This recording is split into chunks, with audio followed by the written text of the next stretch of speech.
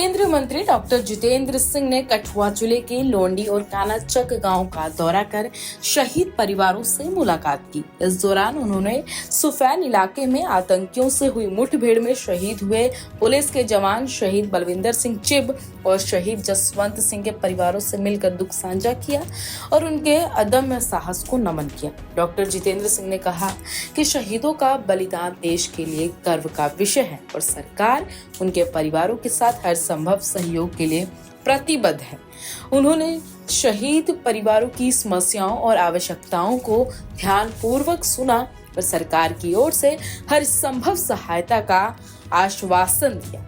मंत्री ने बताया कि एसआरओ नियम के तहत शहीद परिवारों को सरकारी नौकरी, पर्याप्त आर्थिक सहायता और सांसद निधि से समृद्धि स्मारक का निर्माण करने का निर्णय लिया गया है। कानाचक के शहीद बलविंदर सिंह चिब के परिवार से मुलाकात के दौरान डॉक्टर जितेंद्र सिंह ने कहा कि उनका ये बलिदान अनंत काल तक याद रखा जाएगा।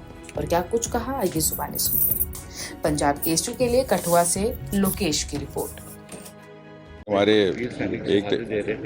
एक तो हमारे कठुआ जिला के 2 बच्चे शहीद हुए, लोंडी गांव के कानाचक का जसवंत और यहाँ पर बलविंदर चिब, और दोनों ही परिवार ऐसे कि जिन्होंने कई पीढ़ियों से मातृभूमि की रक्षा भी की, अपने जीवन समर्पित किए।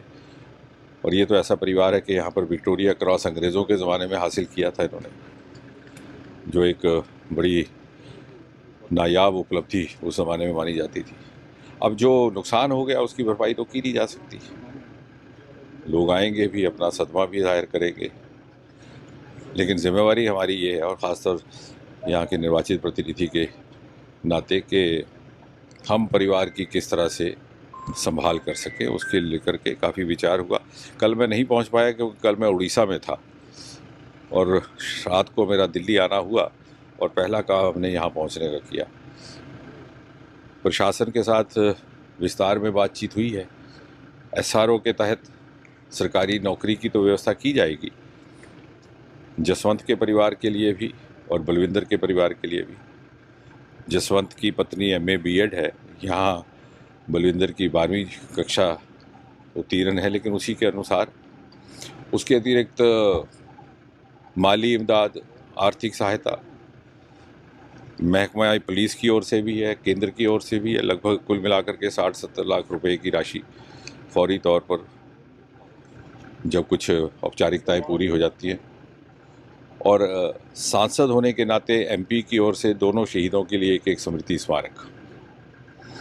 और आने वाले समय में फिर हम एक प्रस्ताव बनाएंगे, जिस तरह से हमने पहले भी एक स्कूल का नाम रखा है, पहली बार हीरानगर में शहीद जसरोटिया के नाम, उसी प्रकार इनको भी सम्मानित करने का, ताकि दुनिया अपने अपने काम में खो जाती है, व्यस्त हो जाती है, आसपास के लोग भी व्यस्त हो जाते हैं, लेकिन आने वाली पीढ़ियां कम से कम इनको याद करके स्वयं भी प्रेरित हो सके, उसके लिए कुछ ना कुछ। और उसके अतिरिक्त भी हम भी और हमारे जमात के, हमारे संगठन के सभी सदस्य दोनों परिवारों के साथ निरंतर संपर्क में हैं, और बाकी की जो औपचारिकताएं होनी है उसके लिए भी हमारा फॉलोअप रहेगा।